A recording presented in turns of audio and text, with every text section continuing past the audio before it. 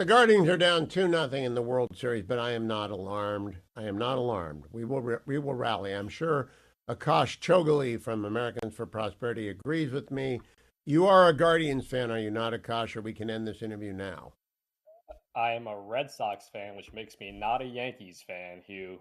Okay, you're on our team. We will leave it. Yeah, I Yeah, will leave it yeah, at yeah, you're that. on our team. Akash, I began the show with a Los Angeles Times article, and this is a bumper shot, so bear with me.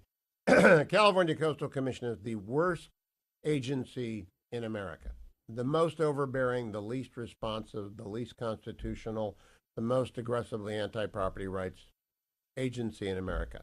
They have told Elon Musk he cannot fire as many SpaceX rockets as he wants. And the reasons they cited were his political views. What do you think Americans for Prosperity think? Are they familiar with this story? Just happened last week. And if so, Yeah. what does Americans for Prosperity think about that? Hugh, this is something we are all too familiar with at Americans for Prosperity, specifically with the state of California. As you might recall, when Kamala Harris was Attorney General, she sued Americans for Prosperity Foundation in California to try to force us to reveal the lists of our donors, which is constitutionally protected. Donor privacy is a constitutionally protected right because of NAACP versus Alabama. It was very clear the state of California was going after us because of our political leanings and our limited government ideology. Look, this seems no different. It's the California government going after someone, inhibiting their rights because they don't like their politics. It's absolutely shameful. Has no place in America. Let me play for you the chairman of the California Coastal Commission. Her name is Carol Hart, Caryl Hart, talking last week about why Musk would be shut down in the number of his launches, cut number 34. But here we're dealing with a company that does not, that is the head of which has aggressively injected himself into the presidential race and made it clear what his point of view is. My understanding was that they would be here today on Zoom. I am very concerned that even after meeting with me, expressing my feelings. Chair, yes? sorry to interrupt. They did participate on Zoom today. It's not the other companies. This is about SpaceX increasing their launches, not the other companies increasing their launches. So, Akash, she's wrong about him not being there. She's wrong about the constitutional issues, and she's explicit that she's singling out SpaceX. Do you think Elon should sue her in her individual capacity under 42 USC 1983? I think it's certainly worth considering. Look, he's obviously shown a willingness to do this kind of thing against government agencies. As you know, they are suing the National Labor Relations Board, which is also, in my opinion, an unconstitutional agency with their administrative law judges and all this kind of stuff, how they litigate labor law cases. But there seems to be a concerning trend here of theoretically impartial government agencies going after employers with conservative limited government leanings. I mean, that is the stuff of historically some of these Marxist, socialist, totalitarian states. I mean, it should be terrifying to any American who even somewhat believes in free markets, free enterprise, and the concept of private companies. Government's job is to create a neutral and level playing field, not to pick winners and losers based on their political preferences, and certainly not to use the authority of the state to go after companies because of the political leanings of their CEO, let alone what the other thousands and thousands and thousands of people who work at SpaceX think about politics. I'm sure many of them don't care about politics, and now they are being punished by these California bureaucrats. The chairman of the Federal Trade Commission is sort of like the Coastal Commission East. Lina Kahn is a 35-year-old former Yale law professor who wrote one article, and Barack Obama, I think, first credentialed her, and then Joe Biden put her on the Federal Trade Commission, and now she's the chairman, and she's trying to destroy Amazon. What is wrong with these people, Akash? They do not seem to understand anything about economics. I'm so glad you asked. This is something that is so important for conservatives, Hugh, because there are some people on the right who have actually applauded what she's doing because they don't like some of these big companies, tech companies. You don't like the politics of the tech company. government has no business trying to break up these companies or stop these mergers. The standard for the FTC is very clear. It's called the Consumer Welfare Standard.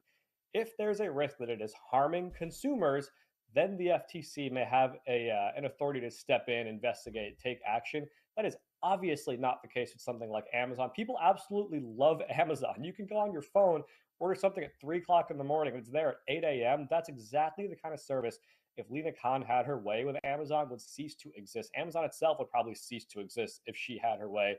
That is terrible governance. It's terrible for the American people. And quite honestly, Hugh, it should be very concerning that there are some who call themselves conservatives applauding that kind of stuff. Really should have no place in our movement, let alone in our country. Now, Kosh, the Federal Trade Commission was brought into being by federal statute 100 years ago this month. It has been amended a couple of times, I think most recently in the 90s. It was never amended to authorize Lina to go after, on the basis of artificial intelligence or consumer delivery schedules, Amazon or Google or any of the other big tech companies. She's basically out there riding like the Mongol horde through big tech land. And I'm all in favor of studying what to do about big tech, but does this show up on your issue set when you're knocking on doors? Hugh, absolutely not. The American people are not concerned about this. And I think this is such a key point. I try to make a lot inside the Beltway to other conservatives who, again, are sort of looking at Lina Kahn fawningly. American voters, in particular conservatives, who some of these folks claim to speak on behalf of, they have absolutely zero concern about this. They like a lot of what these companies do. Now, are they concerned about social media censorship and big tech conceptually? A little bit, yes. Is it anywhere near the top of their concerns? Absolutely not. Their concerns are affordability, the economy, jobs, border security. I think some of the cultural rot in this country shows up every now and then, but the idea that government can step in and bureaucrats can start breaking up tech companies and that's going to save America is absolutely nowhere to be found in the Republican voter base. It's something that Republican lawmakers should see very clearly is not a top tier issue. It's not conservative and it won't solve any problems at all. Okay, let's dial in on the blue wall, Akash. I know you're working hard, and anyone can go to americansforprosperity.org/volunteer, americansforprosperity.org/volunteer to get in on the actual grassroots work. You can make phone calls from wherever you are. You can walk precincts if you're in Pennsylvania, Wisconsin, or Michigan. How do you feel about those three states, Akash?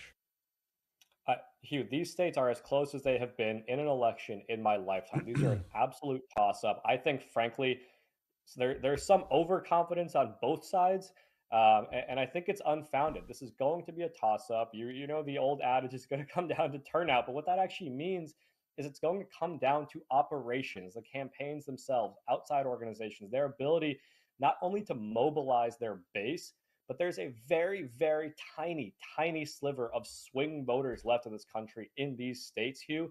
And getting those folks onto your side. I'll give you one very quick example. The kind of thing that could do it for Republicans. I just wrote about this in National Review. The Trump tax cuts are expiring next year. Those individual tax cuts are going to have to be dealt with. Kamala Harris has pledged to let those tax cuts expire, raising taxes on more than 2/3 of all American households. We just put out a poll. Working class voters, non-college voters, Hispanic voters, they like those tax cuts, want to keep those tax cuts, would see it as a tax increase if they're allowed to expire. That's a winning message for Republicans that wins in the suburbs, wins with working class voters, can get them over the hump in a very, very narrow election in those blue wall states. I think making a prediction one way or another at this point is unfounded. I agree with the latter, and I agree that everybody listening ought to tell everyone who they know that the tax rates they enjoy currently are going to skyrocket if Kamala Harris is elected. Akash Chougule is exactly right. Once again, americansforprosperity.org/volunteer if you want to get involved, americansforprosperity.org/volunteer. Akash, I look forward to talking to you next week. Don't go anywhere, America. I'm coming right back, except over to HughHewitt.com. Please be as generous as you can. Food for the Poor is now, they've taken care of almost everyone in Florida. They're now sending every truck they can to North Carolina, where the suffering remains extraordinary in the mountains, and Food for the Poor is going there and dropping off relief supplies. All you have to do is go to hughhewitt.com and find that banner at the top. You cannot miss it, not even if you're a Steelers fan. You can find the emergency relief supplies banner, whether it's $10, $100, or $1,000. We appreciate it. It goes to delivering aid to Americans who need it desperately. Thank you for your generosity. I'll be right back.